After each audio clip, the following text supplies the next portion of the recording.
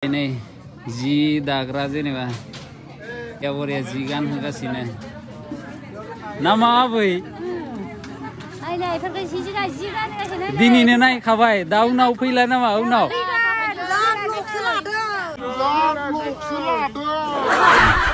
खांख्राइ बानायगासिनो बेयाव खांख्राइ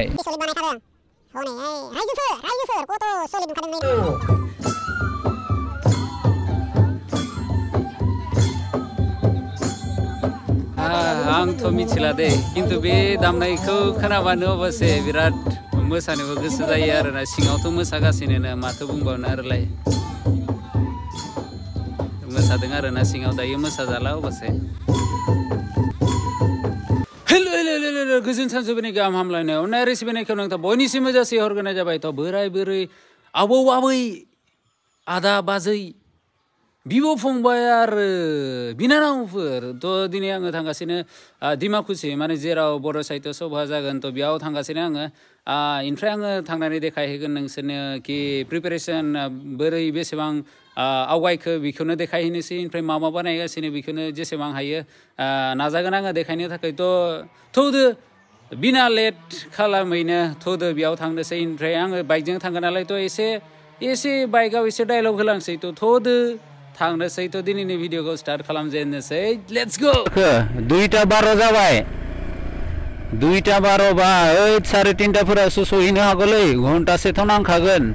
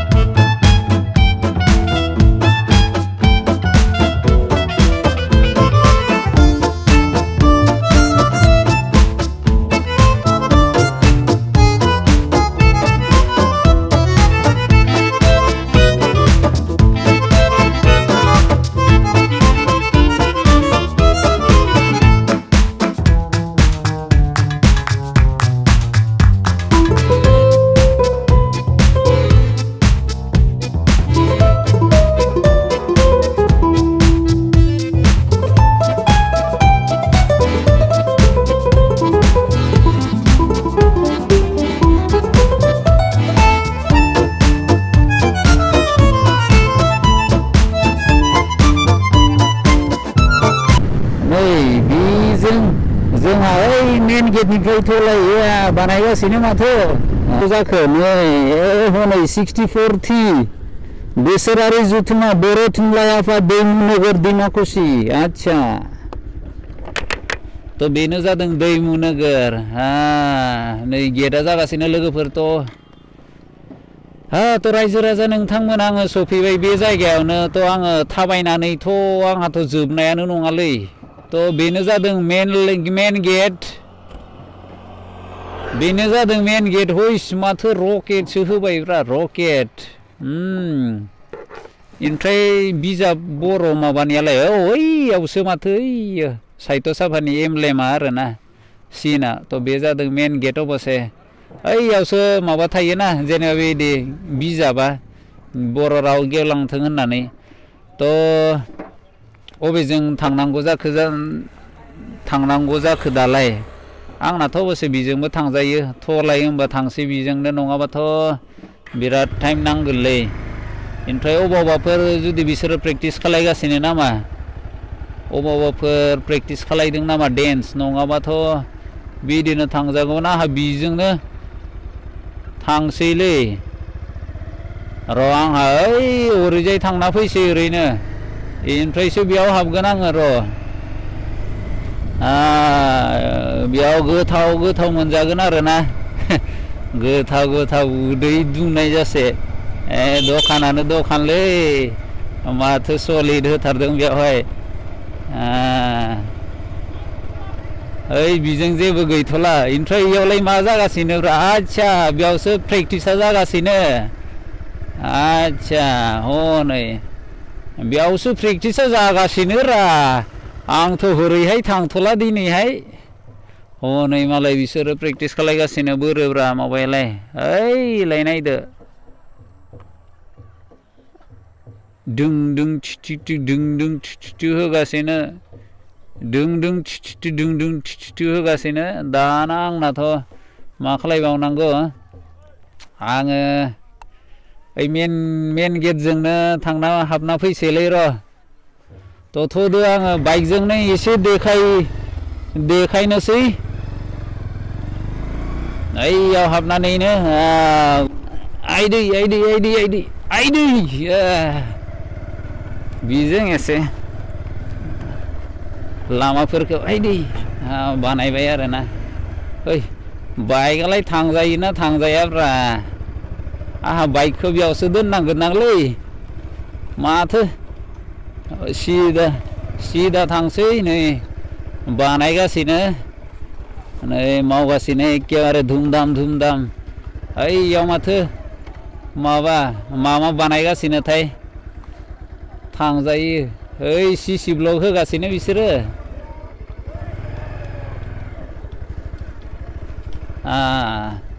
सिसि ब्लक होगासिनो ओमफ्राय हरैजाय र' ओइ सिगां थांना फैसैथ' बेनि उनावसो आङो बे खांख्राइफोरखौ देखायगोन आङो थलाय सिगांजों थलाय नै बेयावनो माबा एसे कमिटिफोरा दंदां बेयाव आं कमिटिफोरजों नुजाथ'ला नै बेनो जादों एखेबारे कसारि किंडमनि मा होनना बुंगोन बेखौथ' आंथ' मिथिला खिन्थु बियो बिराद इम्पर्टेन्ट आरोना बड'नि सिगां रायजोनि आरोना जितिया राजाफोर दंमोन थ' ओइलाय मेपआ बेयावनो दं आङो र' हरै ओइ लास्टसिम थांना फैसै हरैथ' बेसेबांसो दंथाय मानि गेट जाखो बेयावहाय सोंहैनोसै नामा ओइ आदैनाव बेलाय मानि गेट बेबो मोनसे गेट खिन्थु मानि गेट बे गेटफोरखौ नुबायना बापारे बे गेटखौ नायलाय ओइ सलिडखासो माथो हनै सिफुंसो थ' एसे खाथियाव थांनो र' सिफुंसो माथो सलिड बानायखादोंलै बेबायदि माबानोसै नामाथाय भिडिअ'खौ सलिडखा माथो गेटआ ओइ बानायगासिनो थ' बे जायगायावलाय मिथिया खिन्थु जेरै नुदों पेन्डेलखौ जेनेबा एक्सप'सो जानो हागौदां बेयाव जिखुनु माबा माबि फानसोगोनदां थ' मिथिला बेफोरखौथ' ओमफ्राय नै बेखौ बिराद बरिया बानायखाबाय बापरे बेयाव आरो डिजाइन होबावगोन नामा लाइट होबाथ' सलिड नुखागोन बापरे सलिडखा ओमफ्राय हरै नायसै बेथ' जादों एखेबारे फट' जन आरोना बिराद बरियाहैनो सैखादों थ' जेनेबा बे आदैनिफ्रायनो मिथिनो हाबाय कि बेयाव जेनेबा एक्जिबिसन जागोन आरोना एक्जिबिसन थ' एक्जिबिसन बेयाव 600 स्ट'र माने फैगोन आरोना अल अभार इन्डियानिफ्रायनो जागोन ओमफ्राय दायो आदैमोना बेयाव बानायगासिनो बेयाव फिनिशिं खालायगासिनो फट'नि थाखाय नामा सेल्फि पइन्ट दाथ' जेनेबा सेल्फि पइन्टआथ' जेरावबो गोनांथिथार नङा जानो ओमफ्राय लाइटबो होगोनदां लाइट थागोन ना ओमफ्राय आरो बेखौ माला खैदिनसो नांबावगोन बेखौ गाबोन जोबगोन ना ओइ माथो बिराद मोजां बेखौ बेबायदि स्टाइलखौ ओइ मेघालयावसो नुदों आङो थ' आदैजों एसे गोबावनो रायलायबायना दा आदैया खोन्थाबाय कि हरै मा थागोन मा थाया ओइ बे जे गुफुर नुहरदों बेनो मेन स्टेज आरोना मेन स्टेज ओमफ्राय हरैजाय पाब्लिक जिरायग्रा पेन्डेलखौथ' बानायथ'वाखैसो आरो सप्तासे दंबावो थ' बेनिखायनो खामानिफोरा बिराद थाब जागासिनो बे गेटनिखौ एसे खोन्थाबावनोसै मानोना आरो मा होनना बुंनायथाय बाख्रा नामा ओइ थाब दामो नालाय बे आरोना नै गेटखौ नायदो बे बाहेरना बे गोजायानो जादों सिफुं ओमफ्रायलाय बे गेजेरना गोसोम दिरुं होनाया बेयो जादों खाम ओमफ्रायलाय बे बुस्थुखौ मा होनना बुङोमोन बेखौ बाख्रा नामा बिराद सलिड होखाबायलै बापरे थ' दानाबा हरै थांनोसै जेराव हाथाय बानायगोन बिनि उनाव जोङो बे सिंजों हाबलांगोन दायो दा नै पुरा बेयावबो सिसि ब्लक होगासिनो पुरा धाम धुम सोलिगासिनो खामानिया हले सप्तासेल'सैना थ' नै एखेबारे बे जादों मेन लामा आरोना थ' जोङो थांना फैसै बे हाथायाव आरोना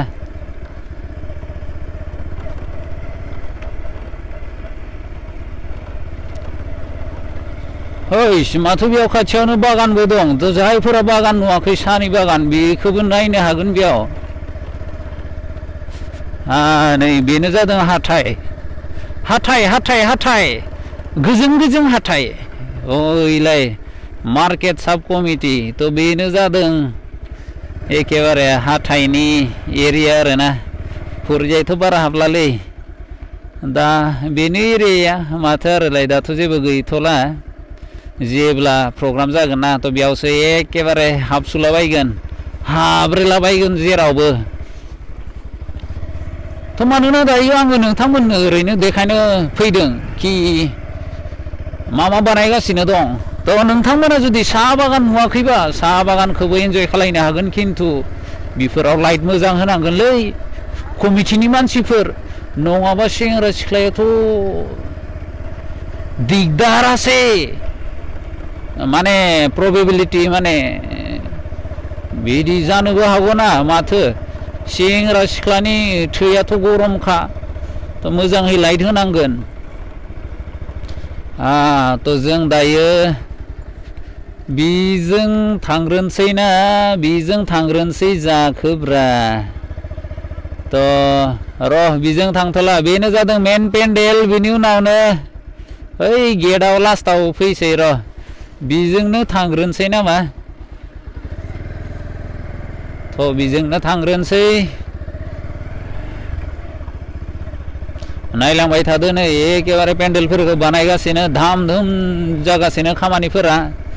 धामाधुम तामाक धुम जागासिनो ओमफ्राय बेयाव जे एक्जिबिसन जागोन अल इन्डियानिफ्राय फैगोन लोगोफोर मानोना बर' साहित्य सभाखौ खम सानदों नामा नेशनेल लेभेल सानदों नामा नेशनेल खिलाड़ी सानदों नामा इन्टारनेशनेल होखाबायना पुष्पा 2नि स्टाइलाव बेलाय ओमफ्राय मानि स्टेज नै रलार कस्टार धुम्मा चाले होगासिनो थ' बेयाव रायजो राजाफोरा फैनानै नायनो फैदों आरोना पुरा प्लेन बानायगासिनो माथो हरैलै आनै एसे आंहा बाइक सालायनाया एसे हाद्रैसो बिरलाबायगोन नामाब्रा थ'लाय बेफोरखौथ' एसे जिरायग्रा जायगा नामा बानायगासिनो थ' जोंहा एसे खाथिसिम थांजायो माथो गयबो गायलायलायदों सिगां जेनेबा गयबो दंमोन आरोना आच्छा बाइकखौथ' बेयावनो दोनजायोलै रावबोथ' फैथ'लादां बेयावनो दोनथ'नोसै आयं मोनालाय मानि न' बानायगासिनो बेखौलाय रेस्ट हाउस आच्छा एसे फैबा माबागोन ना मेंगोन नालाय एसे जिरायनांगोन ना जिरायनाय न' आरोना थ'लाय जिरायसालि दासो दा जिरायसालिब्रा थ' एसे बेयावनो हाबसै दा जास्ट गायगासिनोसै दे दायो ओरैनो ड्राफ्टखौ देखायसै दा फाइनेल दिनाबो देखायगोन बर' न'खर बर' न'खर आरोना बर' न'खरनि गेटखौ मा होनना बुंगोन गेटखौ नांगोला ना मा बुंनाय बर' न'खर जाबाय आरो जेनेबा मा होनना बुंगोन नांगोला ना नांला बर' न'खरनि बे गेट नांलायाव नांला आच्छा नांलायाव आच्छा बर' न'खरनि ओमफ्राय बिसोरनो जादों आगैमोन मा खबर बेसेयाव फरायो नोंसोरलाय क्लास 3 आच्छा गुड मा नाम नोंसोरनालाय बनिता बर' नोंनालाय बानसिरानि आंना नामा मा मिथियो मा मा टाइटेल जानो हागौ आंना ब्रह्म मा जानो हागौ आंना टाइटेला ब्रह्म ओइ ब्रह्म नङालै र' उनाव खोन्थागोन हा आच्छा आच्छा अ आदैया नायबाय थायोनो थेंक इउ बबेनिमोनलाय उदालगुरिनिनो उदालगुरि बिराद मोजां नाङो नोंनि चेनेलखौ थेंक इउ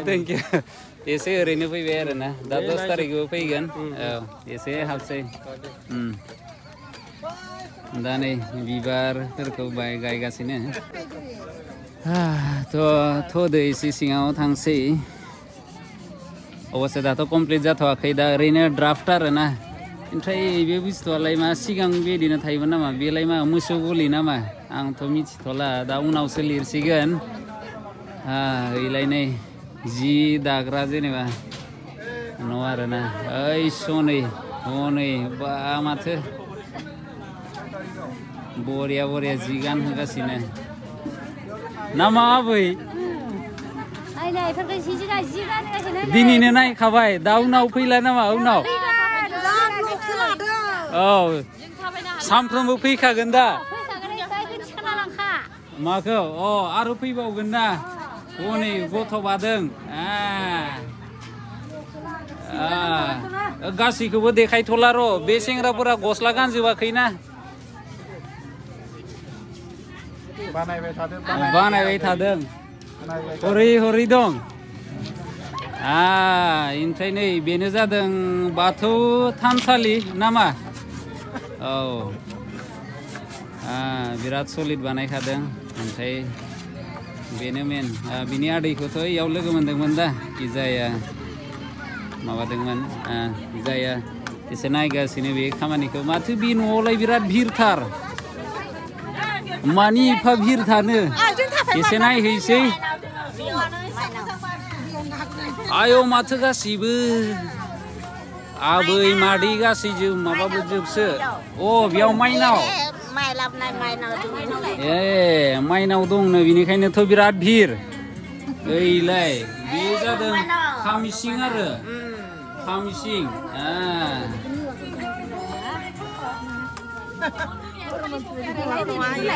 आयौ बिराद भिर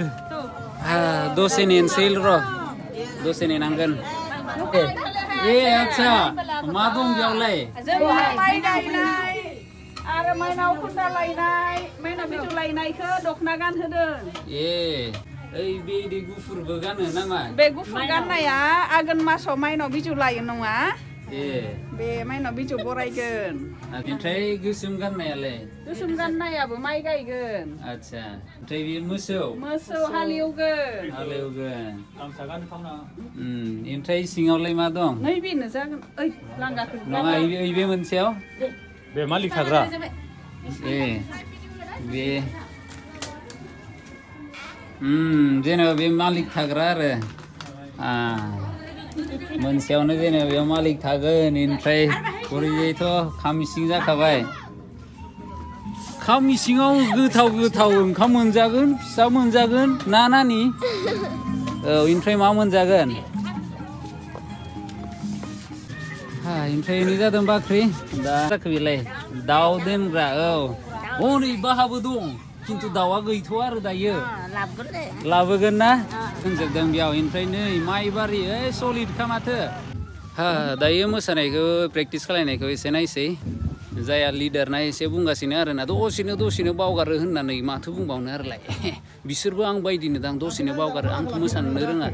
ओइलाय नै हिर'फोरा बिराद नायबाय थादों आरो बिनिफ्राय बिसोरबो सोलोंगोन दां मोसानो ना सोलोंगासिनो मानो सोलोङा जानो सोलोंनांगौ ना माथो आरोलाय मोसानो रोंनायलाय मोजांसो दा ना जोंबो नायसै बिनिफ्राय एसे बिराद बरियाहै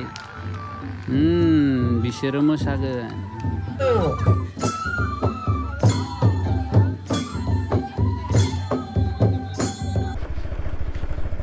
लोगोफोर नै बेयाव बानायगासिनो एखेबारे मा बानायगासिनो बेथ' जादों ओइलाय दावराय दं ओमफ्राय बे दावराय दं बेथ' एखेबारे माबा बानायगासिनो साहित्य सभानि एमब्लेमनि आरोना बानायगासिनो बेयाव खांख्राइ बेखौ नायलाय बापरे कमथि सलिड बानायखादों हनै रायजोफोर कत सलिड नुखादों नै नायदो दे दायो कमप्लिट जायाखै नालाय थ' बेनिखायनो बारा देखायला कमप्लिट जायोबा एखेबारे सलिडहै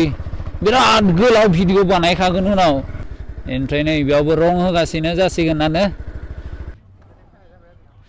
आच्छा बे खांख्राइखौलाय जेनेबा मानो होखो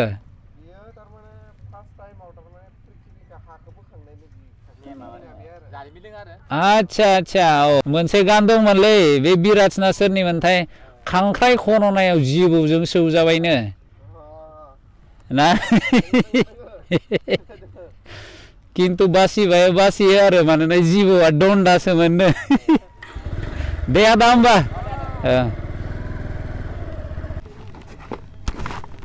तो रायजो राजा नोंथांमोन जेसेबां हायो आङो भिडिअखौ देखायबाय तो भिडिअ एसे गोलावबो जानो हागौ तो बेनिखायनो नोंथांमोना जुदि सानोबाखि भिडिअआ एसे गोलावद्राय जाबाय नोंथांमोना कमेन्ट्सआव लिरना हरबानो जाबाय तो नेक्स्ट टाइम आङो भिडिअफोरखौ एसे सोंल' माने एसे गुसुं भिडिअ लाबोनोसै ओमफ्राय नै बेनो जाबाय बर' साहित्य सभानि बेनिखायनो नोंथां गासैखौबो खावलायहरो जाहाथे नोंथांमोना बे बर' साहित्य सभायाव फैदो ओमफ्राय बेयाव गोबां सोलोंनोबो मोनगोन मिथिबायना ओरैनो इन्जय खालामनोल' दा फै मानोना बेयाव जेथिया डेलिगेट्सफोरनि प्रग्रामफोर जागोन तो बेफोरखौ जेन' नोंथांमोना मिथिखायो साहित्य सभाया मानि थाखाय बेनिखायनो बेयाव फैबा माने गोबां सोलोंथाइ मोनगोन बेनिखायनो भिडिअखौ बेयावनो दोनथ'नोसै आसा खालामो नोंथां गासैबो भिडिअखौ मोजां मोनदों तो जायफोरा गोदान बेनिखायनो लाइक शेयार ओमफ्राय जोंनि बे फेमिलियाव जइन जानो थाखाय जास्ट साबस्क्राइबल' खालायदा तो भिडिअखौ एसेबांनो दोनथ'नोसै टाटा बाय बाय